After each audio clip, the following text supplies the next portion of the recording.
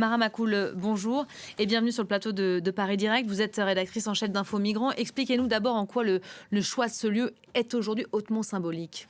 Oui, c'est un choix significatif parce que les Canaries ont pendant plusieurs années été une véritable porte d'entrée vers l'Europe pour les migrants qui prenaient la route irrégulière, en fait, la voie irrégulière pour venir. La route des Canaries vers l'Atlantique, on en entend beaucoup parler ces dernières années, mais en fait, elle était très active déjà dans les années 2000. Mm. Elle s'est tarie, puis pour ensuite reprendre en 2018. Et puis depuis 2018, les traversées n'ont cessé d'augmenter pendant plusieurs années avec des dizaines de milliers de personnes par an jusqu'à atteindre leur point culminant en 2024 avec plus de 47 000 personnes qui étaient arrivées dans l'archipel cette année-là et c'était majoritairement des Africains subsahariens.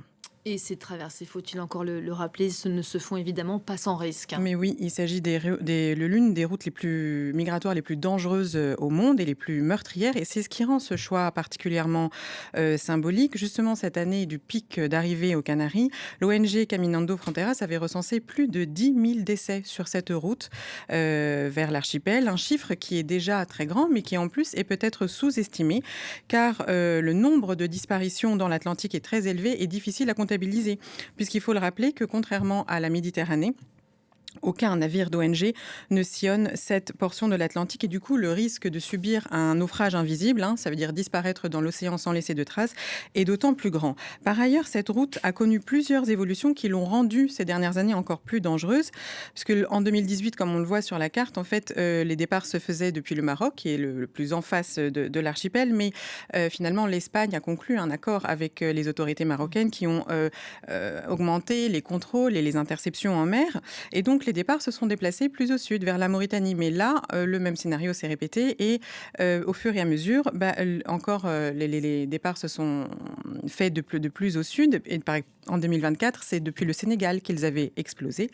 Et aujourd'hui, c'est en Gambie qu'il y a une grande partie des départs. Donc concrètement, on parle de quoi ? On parle d'un voyage en pirogue en bois qui peut prendre entre 4 et 7 jours selon le point de départ et les conditions météo. Mais ça, c'est la théorie que vendent les passeurs aux migrants, puisque certains témoignages de rescapés qu'on recueille depuis plusieurs années déjà évoquent des dizaines de jours de dérive à l'océan dans des conditions horribles.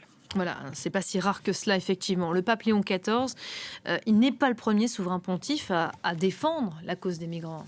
Maintenant, on se souvient surtout de son prédécesseur, François, qui avait beaucoup défendu la cause des migrants et qui avait fait le choix très symbolique pour son premier voyage pontifical de l'île de Lampedusa en Italie. L'île de Lampedusa également porte porte d'entrée pour les migrants en Europe et tristement célèbre pour tous les naufrages meurtriers qui avaient eu lieu sur sa route.